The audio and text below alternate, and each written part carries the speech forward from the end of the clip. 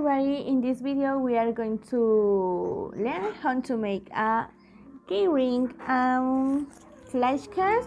So let's go. Okay, obviously we need some material for this tutorial. So here I have my temples that I print out earlier. This is for keyring and this is for flashcards. And you can use your cutter or your scissors. You need adhesive paper to line or temples, and you need your ruler. That's it. Okay, the first step is to line all our temples, and the second step is to cut them. In my case, I use my cutter and my ruler, but you can also do it with your scissors. And you need to repeat the same process, but now with your flashcards. In this case, I use my scissors, and at the end, you only need to assemble your keyring, and that's all.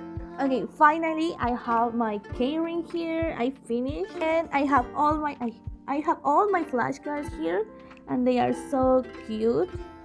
But how can I use this material in my class? The purpose of my class will be learned through images and pronunciation using didactic materials.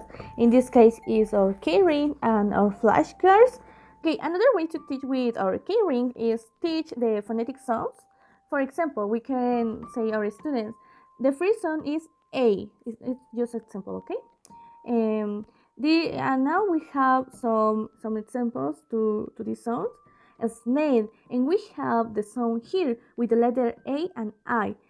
And here we have another examples, gray and rain. Okay, so with this they will be to identify the sounds of each symbol, and in this case we have the symbol j, and in this case we can say, okay, this symbol represents the sound j, j. In this case we have mushroom, fish, potion. So they can start to identify which words have these sounds, in this case A and sound Z.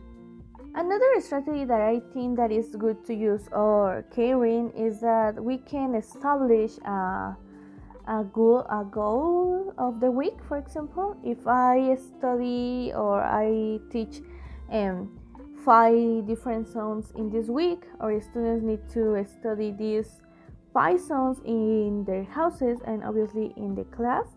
And at the end of the week, we will do a mini test to identify if the students learn well or if they have some problems with any sounds. And I think that is a good strategy, because with the mini test our students can identify which area is where that they need to pay attention and practice more.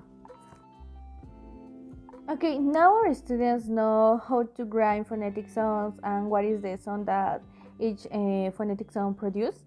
So we can introduce a new strategy that is flashcards. In this case, I think that is a great idea to practice how to write in phonetic form like this.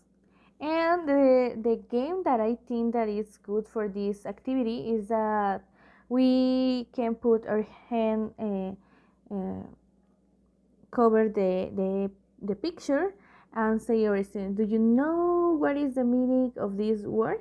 And then our students need to remember the phonetic sounds and says, okay, which sounds produce these words, and with that they can identify if they need to practice phonetic sounds or not. Or you can do the same activity, but in this case with the image. Another idea that I have to use flashcards, it could be that we can make teams of 5 students, and they need to make a circle, and they start with the flashcard and say, okay, what is the name of this? And they need to say unicorn, and they can start to identify what is the phonetic form. And the same with another images, and that's all. And the last activity could be a memory game. In this case, our students can play alone or in teams, and it's a good activity to start to relation the phonetic form and the pictures. An advantage to use this material is that we don't need to use translation because we have images, so it is a good way to teach phonetic sounds, teach new vocabulary and other things. So if you want to make interactive classes, or you need to that your students study well, but you have this alternative with a keyring and flashcards. Okay, that's all guys. I hope that this video has been helpful for you, and that's all. You all now need to practice your with your keyring or your flashcards. So bye.